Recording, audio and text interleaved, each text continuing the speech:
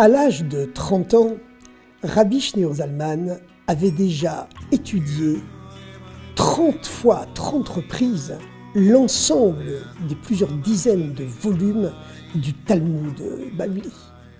Alors que normalement, si quelqu'un arrive à terminer le Talmud Bavli une fois, 2, 3 fois dans sa vie, il est considéré comme un exemple pour toutes les communautés. À l'âge seulement de 30 ans, Rabbi Shneur Zalman l'avait déjà terminé à 30 reprises. Il était véritablement le maître incontesté de la dimension rationnelle, logique, législative, ce qu'on appelle le corps de la Torah, dans toute la communauté des 120 disciples du Maggid de Mezerich, le successeur du Baal Shem Tov. C'est la raison pour laquelle le Maggid de Mezerich demanda à Rabbi Shneur Zalman, son jeune disciple donc, de rédiger un nouveau code de loi qui brasserait à la fois, à travers une gigantesque synthèse, les codes législatifs de Maïmonide, de Rabbi Yitzhak Alfassi, le Rif, du Beit Yosef également, ainsi bien sûr que les 4 Tourim. Et même y rajouter, bien entendu, le Rama qui lui était le grand maître du judaïsme ashkénaze.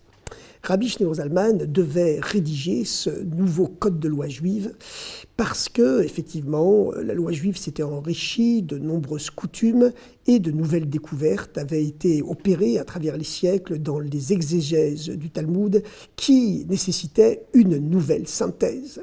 Et il fut choisi par le Maggid pour opérer ce travail gigantesque parce que, justement, il n'était pas seulement le maître des secrets de la dimension mystérieuse, spirituelle de la Torah, la Kabbalah et la Chassidoute, mais qu'il maîtrisait parfaitement l'ensemble de la dimension logique et rationnelle du judaïsme, à savoir sa dimension législative, les codes de loi. Comme d'ailleurs le symbolisait son nom, puisque le nom de Rabbi Shneur Zalman, Shneur signifie les 2 lumières, à savoir la Torah spirituelle et la Torah matérielle, la dimension de l'âme et la dimension du corps de la Torah, toutes les 2 incarnées dans le 2e nom du nouveau rabbi, puisque Zalman en hébreu c'est l'anagramme de Lizman qui signifie le temps, c'est-à-dire le monde matériel qui est lié au temps et bien sûr en même temps à l'espace. Donc Rabbi Shneur Zalman s'attela à cette gigantesque tâche. Son Shulchan Aruch, qui fut édité quelques années plus tard, est véritablement une œuvre gigantesque, mais malheureusement, 80% de son immense code de loi révolutionnaire, et qui ne faisait que reprendre, bien entendu, toutes les lois classiques du judaïsme, eh bien, 80% de son code de loi fut consumé dans un incendie. À l'époque, en Russie, eh bien, toutes les maisons étaient construites en bois, si bien que lorsqu'un incendie éclatait, cela provoquait de terribles ravages. 80% de ce code de loi partit en fumée au cours d'un incendie. Il nous en reste aujourd'hui 20% dans les 5 volumes du Shulchan Aruch. Rabbi Shneur Zalman, donc, écrivait Shulchan Aruch. Cette grande particularité du code de loi de Rabbi Shneur Zalman, c'est qu'il ne se contente pas de préciser les lois, de les définir, mais il en donne également les raisons, il en donne également les causes, ce qui est une œuvre absolument exceptionnelle. Rabbi Shneur Zalman, s'il excellait donc dans la dimension législative, rationnelle du judaïsme, le monde du Talmud et des codes de loi, continuait néanmoins ses expériences spirituelles et sa renommée grandissait. Par exemple, à l'approche de la fête de Pessah, lorsqu'il fallait vérifier toute la maison pour qu'il ne reste pas un seul grain de pain levé, ou qu'on puisse même ressembler à du pain levé, eh bien, Rabbi Shneur Zalman, qui habitait à Mezerich dans une seule pièce, avec vraiment très très peu de mobilier, eh bien, sa vérification du chametz, du pain levé, que l'on fait rituellement toutes les veilles de la fête de Pâques, de la fête de Pessah, sa vérification durait toute une nuit entière, alors que véritablement il n'y avait plus depuis longtemps de traces de pain levé chez lui. Mais cette recherche du chametz, cette recherche du pain levé qui justement se gonfle et dont le gonflement signifie l'orgueil, symbolise l'orgueil dont on doit se débarrasser pendant les 8 jours, le cycle complet des 8 jours de la fête de Pessah, eh bien pour lui tout revêtait une dimension spirituelle et c'est la raison pour laquelle pendant toute une nuit entière, il recherchait dans tous les coins de sa pièce unique les grains de pain levé qui pouvaient encore exister, les grains de chametz, comme on dit, ce chametz qui, justement parce qu'il se lève, symbolise le gonflement de l'ego, le gonflement de l'orgueil. Il le recherchait dans tous les coins de cette pièce unique, alors que dans la totalité des maisons juives, cette recherche dure 1 heure maximum, même si on a de nombreuses pièces dans sa maison. Eh bien, chez Rabbi Shneur Zalman, dans une seule pièce quasiment nue, la recherche de quelques grains prenait toute une nuit parce que chez lui, il s'agissait véritablement d'une véritable recherche spirituelle. Cette année-là, tous les disciples du Maguide de Mézérich s'apprêtaient à célébrer l'anniversaire de la sortie d'Égypte qui marque en même temps l'anniversaire de la naissance du peuple juif, la première soirée du Seder de Pessah, la Pâque juive. Et tous les disciples, donc, s'étaient assis aux côtés du Maguide de Mézérich pour célébrer ensemble cet événement grandiose qu'est le premier soir de la fête de Pâques, qui dure en réalité 8 jours. Et puis, brusquement, le Maguide de Mézérich, à la surprise de tous ses disciples, refusa de célébrer la prière du Kiddush sur la première coupe de vin. Les disciples se demandèrent ce qu'il se passait. Le Maguide de Mézérich déclara « Il y a encore du chametz ici.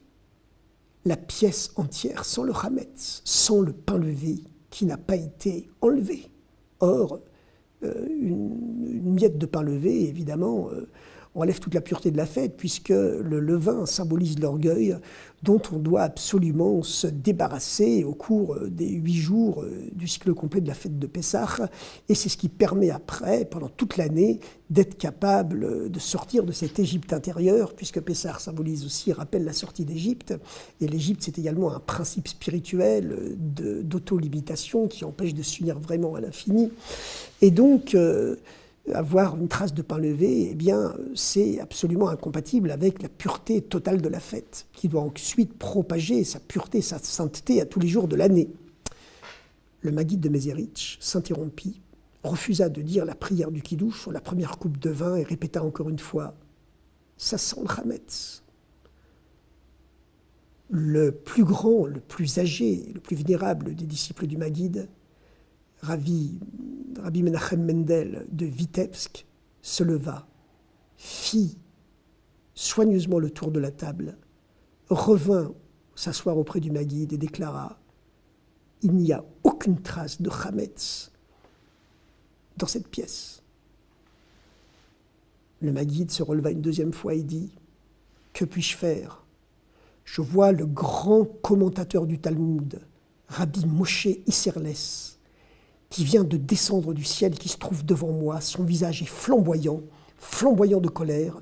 Il m'empêche de dire la prière du Kiddush sur la première coupe de vin de la fête. » À ce moment-là, Rabbi Shneur Zalman se leva et devant tous les disciples rassemblés, il déclara « C'est de ma faute, Rabbi. C'est moi qui empêche Rabbi Moshe Isserles, le célèbre Rama. C'est moi qui l'ai obligé à descendre du ciel pour vous empêcher de réciter le Kiddush. » « Mais pourquoi ?» demanda le Maguide. « Parce que, continua Rabbi Shneur Zalman, je n'avais pas d'argent pour m'acheter une nouvelle coupe pour la fête de Pessah. J'ai donc cachérisé, en la trempant dans l'eau bouillante, ma coupe de vin habituelle, dont je me sers tous les Shabbats. Et j'avais bien auparavant observé toutes les lois juives concernant cette purification de ma coupe de vin. J'avais vu que c'est parfaitement valable, parfaitement autorisé. Il n'y a qu'une seule autorité rabbinique du temps passé qui s'oppose à cette purification par ébullition de la coupe de vin. C'est le grand Rabbi Moshe Isserles, le Rama. Mais comme il est minoritaire et que tous les autres grands décisionnaires du temps passé permettent de le faire, je suis passé outre, j'ai nonobsté son opposition et j'ai quand même cachérisé ma coupe de vin. Mais je vois que si le Rama est descendu du ciel pour nous empêcher tous de faire le kidouche maintenant, c'est qu'il n'est pas d'accord, qu'on est passé outre justement à son interdiction. Le Rama explique en effet qu'il est très déconseillé de cachériser sa coupe de vin pour le soir de Pessah pour des raisons qui relèvent d'un mysticisme profond. Le Maguide de Mézérich sourit et dit « Grande est ta force, Shneor Zalman, pour être capable de faire descendre du ciel Rabbi Moshe Isserles, le Rama en personne. » Il tendit sa coupe de vin à Rabbi Shneor Zalman et lui demanda de faire lui-même le kidouche dessus. Et c'est ainsi que la renommée de Rabbi Shneor Zalman grandit encore. Un autre épisode étrange se passa une fois. La compétence rabbinique de Rabbi Shneor Zalman avait grandi et ses disciples venaient souvent lui poser des questions pour savoir si tel aliment était ou non cachère. Un jour, on lui apportait un poulet qu'une femme de la communauté avait cuisiné et Rabbi Shneor Zalman décréta qu'il n'était pas cachère. La femme allait s'en aller dépitée quand soudain, en l'espace de quelques instants, Rabbi Shneor Zalman changeait d'avis, demanda qu'on le rappelle et lui dit « Ça va, j'ai changé d'avis, ton poulet est cachère, tu peux le consommer sans problème. » Les disciples de Rabbi Shneor Zalman s'étonnèrent. Qu'est-ce qui s'était passé pour que le maître change d'avis comme cela en l'espace de quelques instants?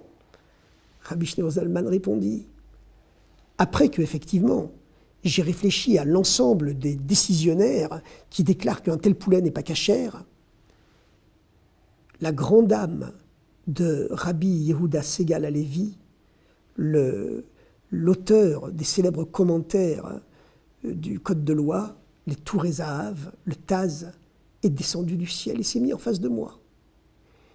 Il m'a dit qu'il est le seul décisionnaire aujourd'hui dans le tribunal céleste à avoir déclaré cachère ce type d'anomalie sur un aliment, sur ce poulet.